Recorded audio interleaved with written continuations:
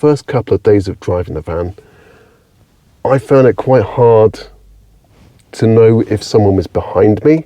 So if I went to the supermarket and someone was maybe just out of sight of my mirrors, I had to keep checking to see if they'd walked behind me, because you cannot see behind you. So to remedy that, I bought a rear view camera and I had to install that myself. Now it's quite difficult to install a rear view camera up on the top there, or maybe in the light, because you've got to go through this little conduit that goes into the door. So I've installed it down here, and that runs all the way across the top of this conduit here into the headlining there. So from the headlining up here, I think there's a split there in the wires. So it comes down there under the glove box and into this cigarette lighter, which powers the rear view mirror. And if I remember rightly, it took me 20 minutes. And then the second thing I bought were these mirrors here that literally stick onto the existing side mirrors. And that gives me maybe 180 degrees, and I can see all around me. So if I'm looking at the wing mirrors, I can see a much wider aperture than I do with the existing wing mirrors. So that's what I can see behind me. And that's what I see in the wing mirror.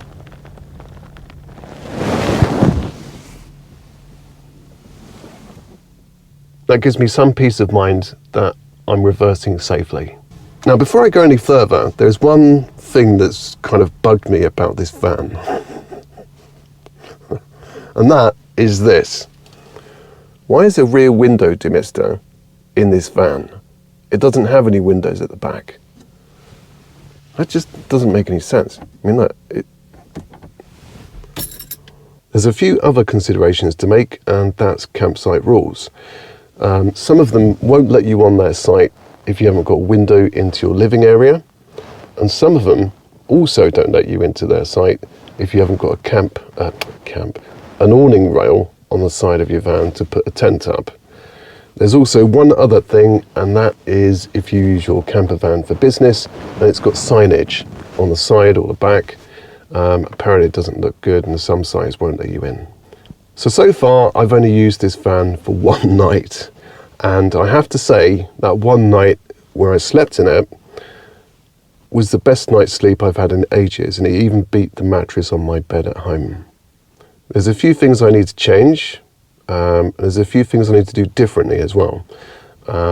It's not until you start living or using that area that you know what to change. So I would say go out for one night, or sleep in it or use it one night, and then you'll quickly find out, oh, this isn't working, I need to change that. Now, I did absolutely everything on this van. I put the solar panels in, I put all the electrics in, I built all the furniture that's in there, everything. The only thing I didn't do, I didn't trust myself to do, was the window.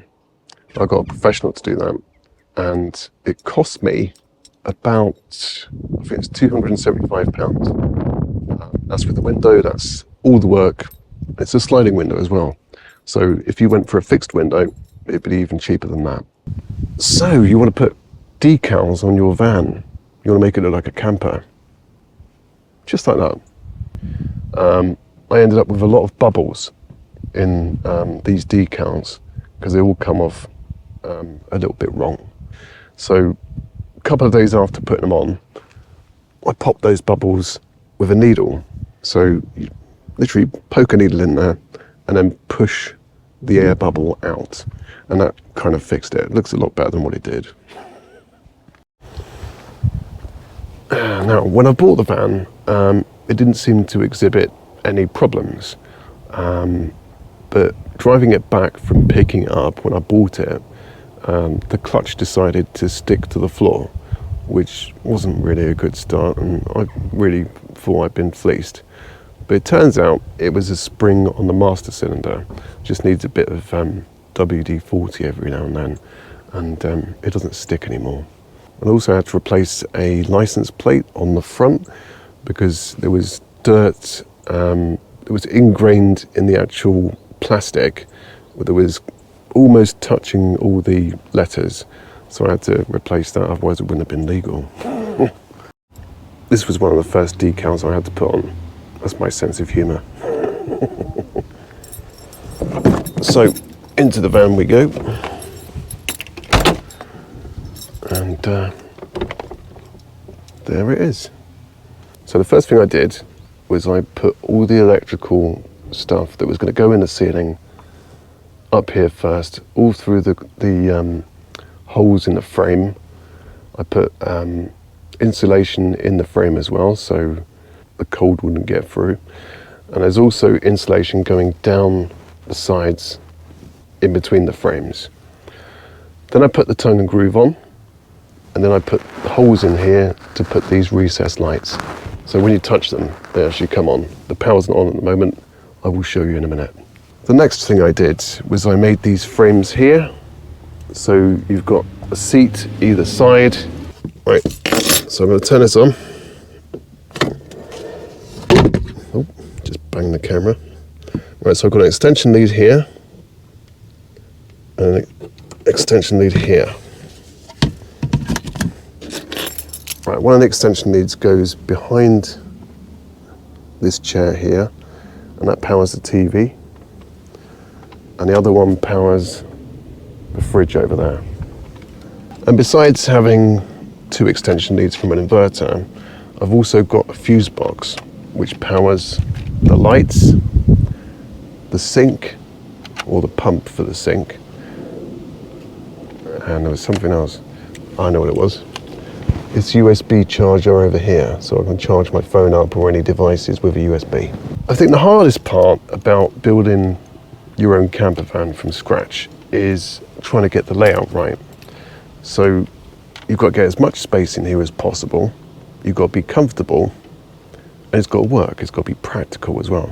So I've built the kitchen as small as I could, but to be as practical as I could as well. So the sink here, I'll have to take this out here, otherwise it's going to get soaked. So the sink works.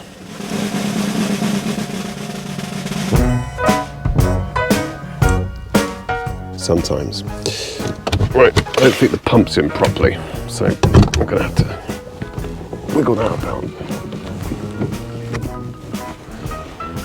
Right, there's an umbrella just here, so please ignore that. So,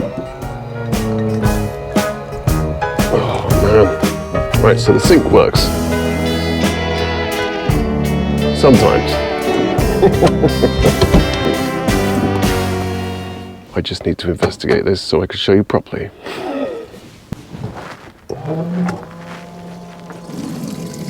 And there we go. And the water's working. You can move this up and down and turn it off. And that goes into this waste container. And it's good to mark which container is which, because you don't want to get messed up and have dirty water, because that would just be disgusting. So when you're out and about and you're camping, and maybe all the cubicles in the showers are taken up, maybe, just maybe, you want a shower. So there's a shower here. This door opens 180 degrees, and you can have a shower.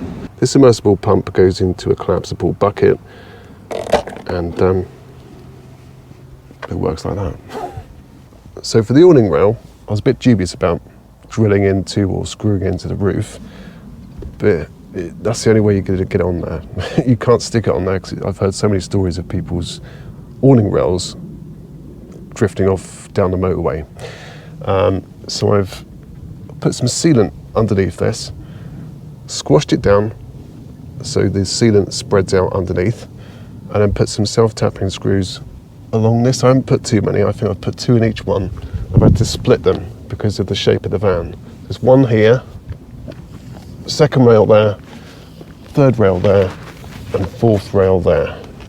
Then after that, I sealed around the awning rail, so hopefully none of the water would get in through the roof. And I also put some sealant on over the screws. So touch wood, it's worked so far. And it's also worth noting that you should get an awning rail protector as well. So that stops that like rust, the brown mist that comes down the van, and also it stops the rust inside the actual rail itself. So you've got another cupboard here for storage. You've got a cupboard there for storage. You've got all these things here. I'm probably going to replace that with a solid unit, which you can have bigger drawers in.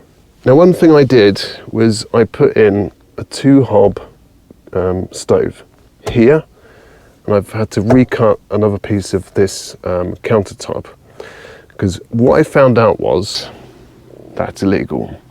So you've got to have fixed piping, so it's got to be rigid piping if you're going to do that. You've got to have a hole in your floor, which is an outlet for any gases that come out, because gas is heavier than air, it will then fall out of the van. You've got to have an outlet in the top of your van to let out any carbon monoxide, stuff like that. And you've also got to have a gas locker. I'm not doing all that. Now, I wanted to do it relatively cheaply, and for me to have rigid piping, a gas locker, 2 outlets, no. So I took that out, I recut another piece of worktop. It's now a chopping board if you want to use it that way, or you want to put your tea and coffee up there. And I just use a camping stove, which has 2 hobs by itself.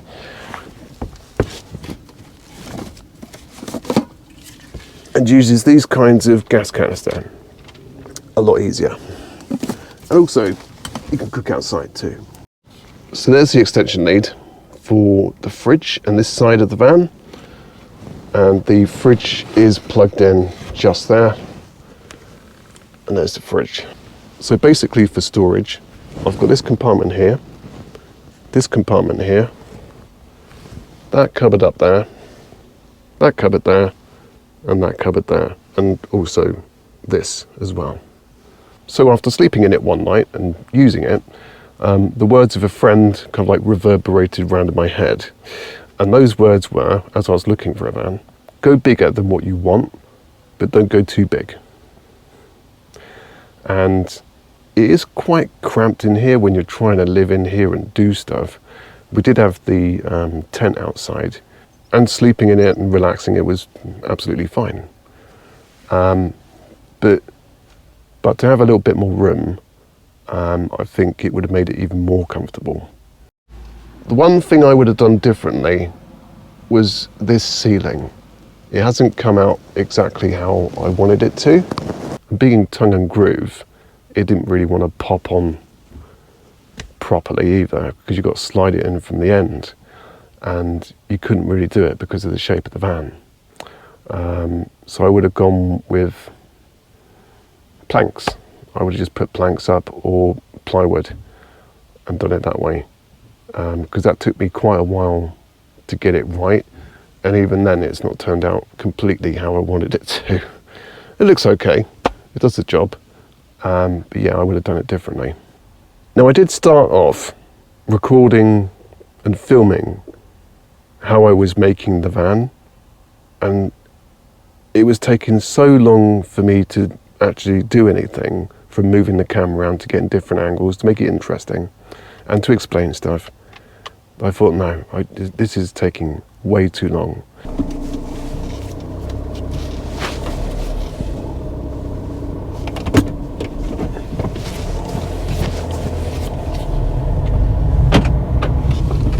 So as you can see, we are much higher up than if you were in a car. I think it's probably double the height.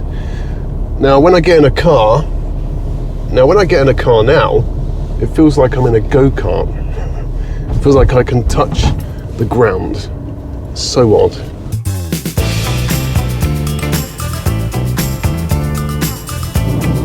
So, why get a camper van? For me, it's mainly for work, because I go to a lot of places and I try and find very quiet places, which is very rare, where I can try and record sound and video, because I make ambient videos too. And it seems to be the perfect fit. I can sleep in the back there, I can have the tent up, and it's a tenth of the price of a hotel or static caravan site. So it makes sense to me. Obviously you've got the initial outlay of the van itself and doing it up yourself and paying someone to do it, but I think it's worth it.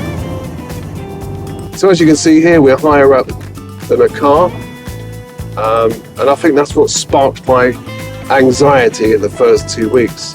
It's very much a getting used to it experience. As you can see, you have minimal space on these small roads, and this is the worst road I've driven on in ages. I think I'm now used to it. I really don't think I could go back to a car.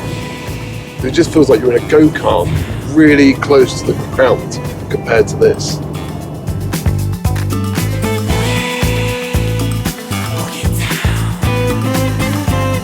I personally feel that vans are more susceptible to the DPF getting more clogged than a car, with soot, carbon and all that kind of stuff. So every now and then I put a bottle of DPF cleaner in the fuel tank, and then in between that I put a system cleaner which cleans out the injectors and I think the engine. I don't know, I haven't got a clue.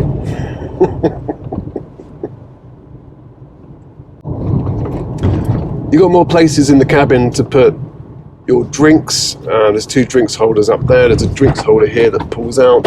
A drinks holder on the side of the on the doors, and you got various other places for storage. There's loads of room versus a car. There is not more room on this road for this van, though. I will say that. I will say, if you're going to have solar panels on your roof, you need to be mindful of trees and bushes, because there is a plethora of overgrown bushes and trees in the UK. So depending on where you live and where you go, you don't want to damage your solar panels. So that's another consideration. And it's a funny deal with this van because you've got to open the passenger door to be able to open the petrol tank door, as you'll see. So I've got to open the door to open the petrol cap, and I've got to shut the door because otherwise they get funny about you having your door open for some reason.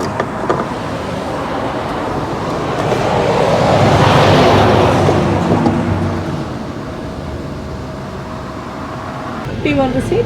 Yes, please. What's this? Oh, it's a microphone. I forgot to take it off. Thank you. Cheers, thank you. Bye. Ta.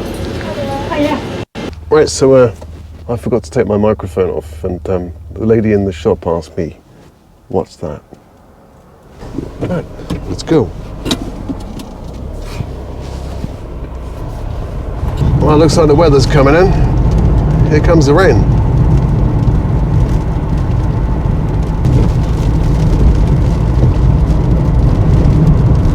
So there you go, there's a few considerations of what you should think about before you actually buy a van. What do you want to use it for? How much space do you need? Can you actually drive a van? I think everybody could. It took me a couple of weeks of anxiety to get through that because I think it was the height for me, it wasn't the length. I've hit the curb a couple of times, only slightly. But now I've got used to it. I don't think I'll go back to a car. So if you enjoyed this video, please subscribe, like, share, all the things that you're supposed to do, I don't know. And I'll see you in the next one. Bye.